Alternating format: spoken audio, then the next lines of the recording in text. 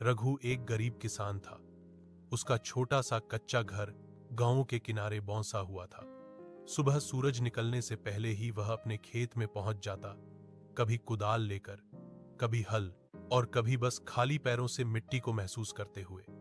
उसके फटे कपड़े और पसीने की बूंदों में भी एक अजीब सी चमक होती थी, मेहनत की चमक। रघु के पास बस 2 बीघा जमीन थी और उस पर निर्भर था उसका पूरा परिवार, बूढ़ी मां, पत्नी और 2 छोटे बच्चे। कभी बरसात कम पड़ जाती तो फसल सूख जाती, कभी ज्यादा होती तो पानी खेत ही ले जाता। लेकिन रघु हिम्मत नहीं हारता। हर दिन वह यही सोचता, मिट्टी कभी धोखा नहीं देती, बस मेहनत सच्ची होनी चाहिए। एक साल गांव में भयंकर सूखा पड़ गया। चारों तरफ पानी का नामो निशान नहीं रहा। बड़े किसान मोटर चलाकर अपने खेत बचा लेते, मगर रघु के पास इतनी सुविधा नहीं थी।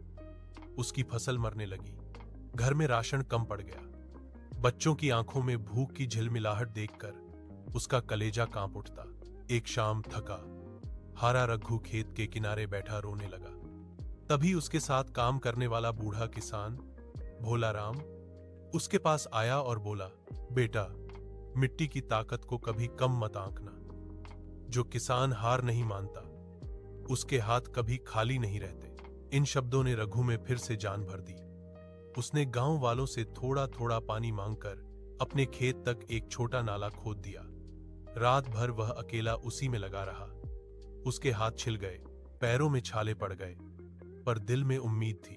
कुछ हफ्तों बाद उसी सूखी जमीन से हरे भरे पौधे उगने लगे। कड़ी मेहनत से उसकी फसल बच गई। रघु की मेहनत देखकर गांव वाले भी प्रभावित हुए और अगले साल सबने मिलकर उसके खेत तक स्थायी नहर बनवाई। फसल के समय रघु की आंखों में आंसू आ गए। इस बार भूख नहीं,